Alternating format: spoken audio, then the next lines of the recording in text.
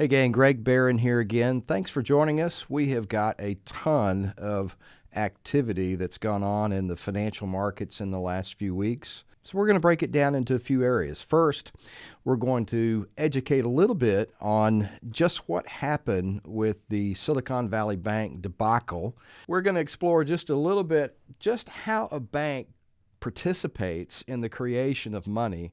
We'll also ask the question, will other banks fail? And then we'll ask just what is the government doing, and is there a particular end game that they have in mind? As always, I hope to end with just a few opportunities, because with all of the negativity around, surely there's got to be something good that comes out of it, and there is.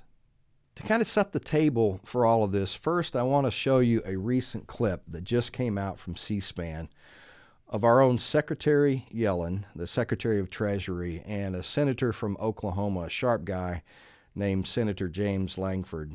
In this video clip, Senator Langford is very methodically grilling Secretary of Treasury Yellen on some questions concerning just what's going to happen to the community banks, and will she afford the same backstops to the community banks as she will to the $175 billion failure of Silicon Valley Bank. So here's a clip. Will the deposits in every community bank in Oklahoma, regardless of their size, be fully insured now? Are they fully recovered? Every bank, every community bank in Oklahoma, regardless of the size of the deposit, will they get the same treatment that SVB just got or Signature Bank just got?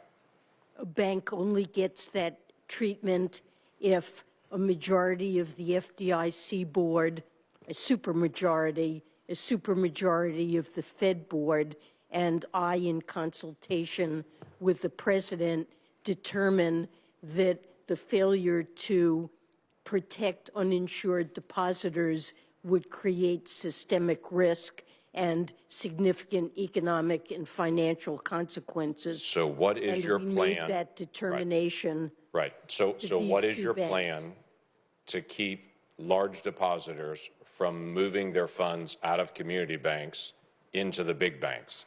We have seen the mergers of banks over the past decade. I'm concerned you're about to accelerate that by encouraging anyone who has a large deposit in a community bank to say, we're not going to make you whole, but if you go to one of our preferred banks, we will make you whole at that point. Look, I mean, that's certainly not something that we're encouraging. That is happening right now. That is happening because depositors are concerned about the bank failures that have happened and whether or not other banks could also No, fail. it's happening because you're fully insured no matter what the amount is. If you're in a big bank, you're not fully insured if you're in a community bank. Now, ladies and gentlemen, that deserves a Chris Rock mic drop. Yes, she actually said that the FDIC will not backstop community banks if they become insolvent, just like Silicon Valley Bank, unless it has the ability to produce some contagion or systematic failure in the system.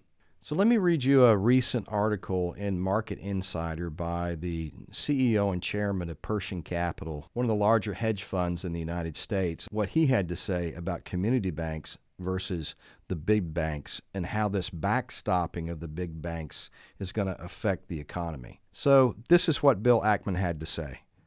I think, unfortunately, the bank run is continuing. If you look at the deposit inflows at the big banks, if you talk to anyone at J.P. Morgan opening accounts, they're working literally around the clock to take in all the capital that is flowing in, and I'll add from community banks. That's not good for our banking system. He goes on to say this, Silicon Valley Bank made one of the most basic mistakes a bank could make. It violated all the basic rules. This is one of the simplest high-level things that you should check about a bank, and somehow that was ignored by the regulators. He was referring to SVB's failure to hedge against the interest rates rising. So then he goes on to say, the government has still not given people assurances that every deposit is safe. If that doesn't happen, all these deposits drain out of these regional banks, they're going to stop lending, and the economy is going to come to a halt. I'd be very wary of raising rates until we've solved this regional bank problem. We can't have another bank closure, one more, and it's going to get messy. So it just so happens I have some experience in this.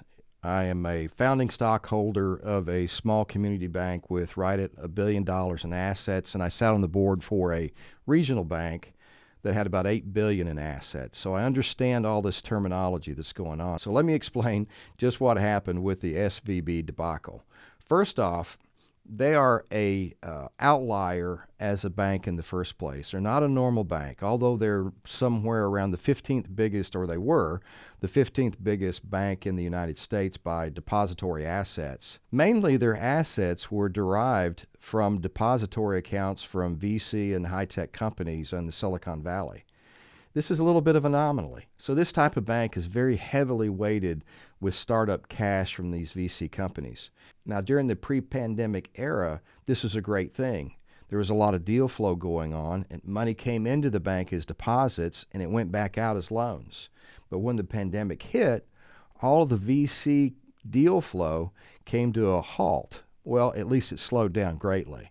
Well, what happens in that case is a bank is faced with having all this depository cash, and they have to do something with it.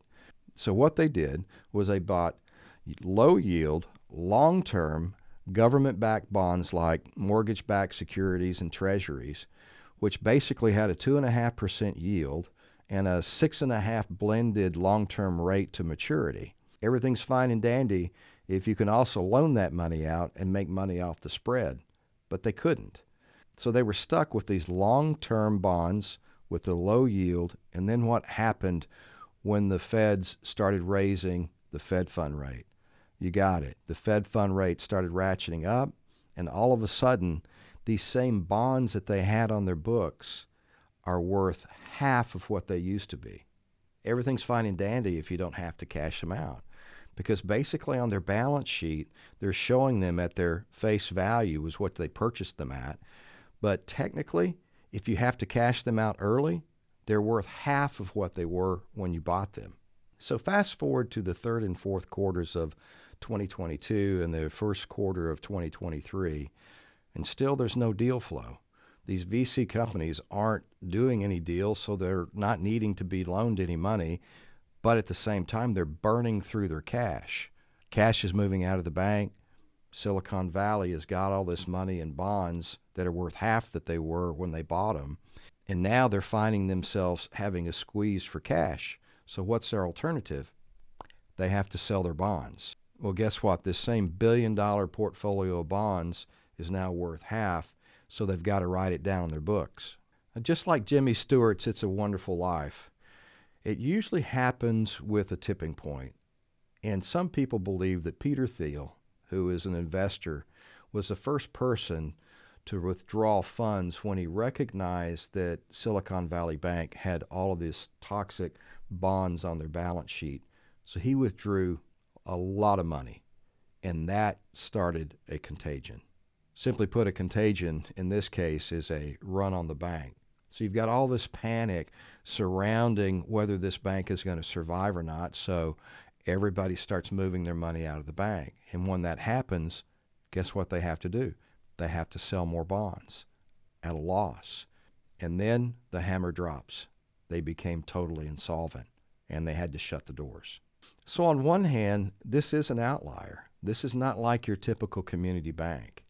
And I'm not saying that a lot of community and regional banks don't have bond holdings that are upside down, but most of the time, a typical depositor is not like a Silicon Valley Bank depositor. It is truly an outlier. The problem is the American public doesn't know that. All they know is there's a bank run going on, or two with Signature, and then maybe there's more.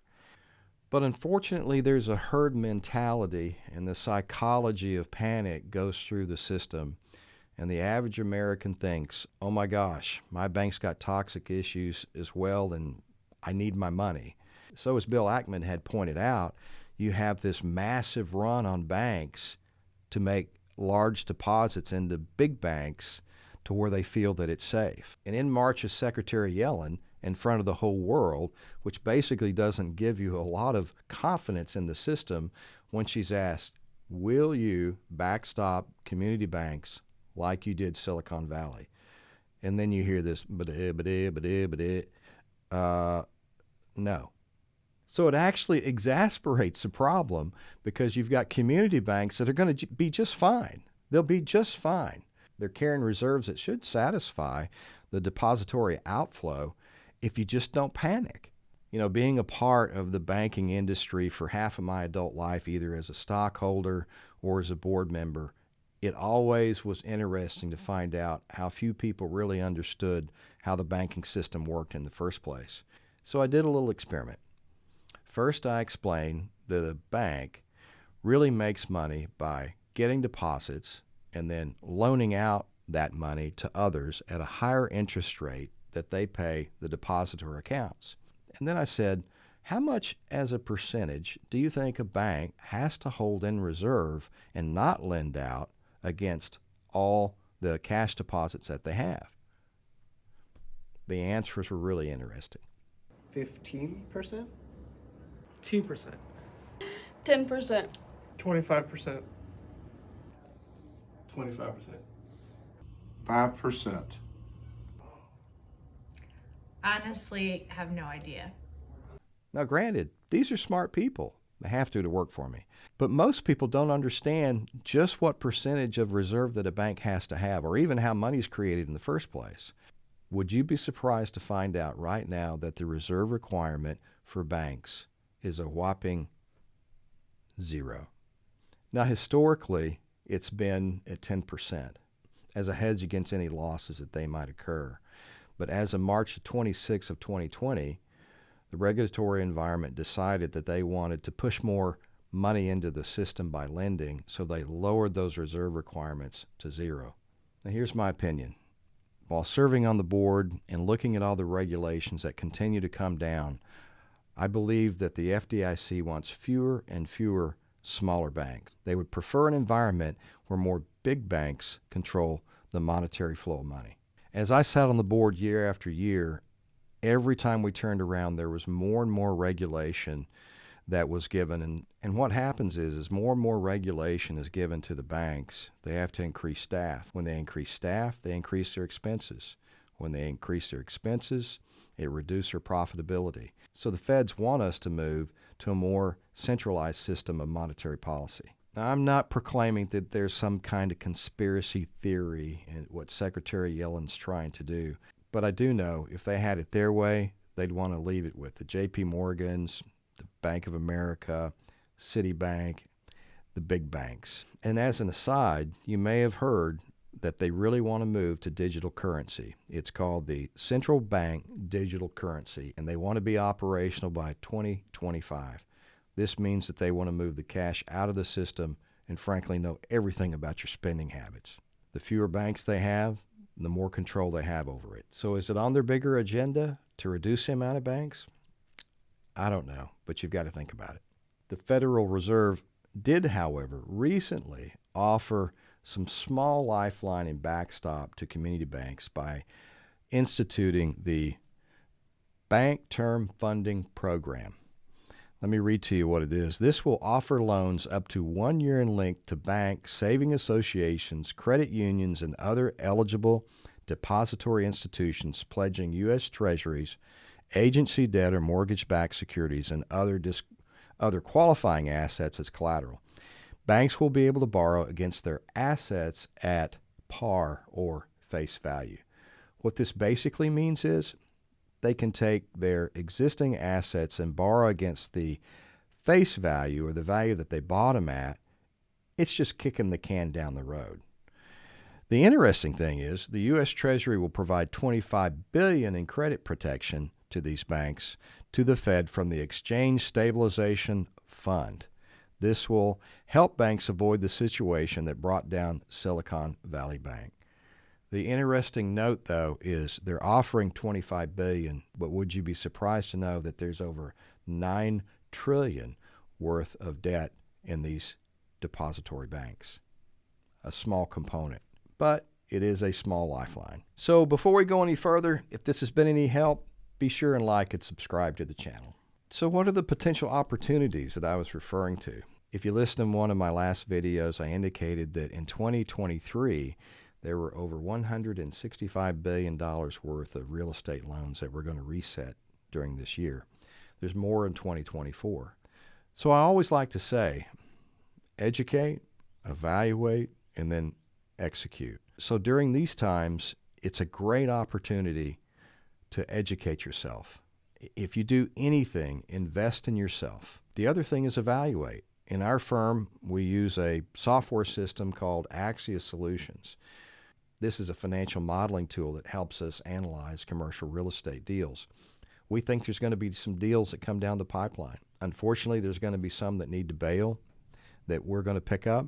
And there's possibly going to be some opportunities from some of these banks to move some of this REO or real estate owned non-performing assets off of their balance sheet. So there will be opportunity. And as always during this transitionary time, it'll be a massive transference of wealth. The question is, are you going to educate yourself and be in a position to take advantage of those opportunities? Hey, thanks for joining us today. We hope it's been of value. We hope to see you around the next time.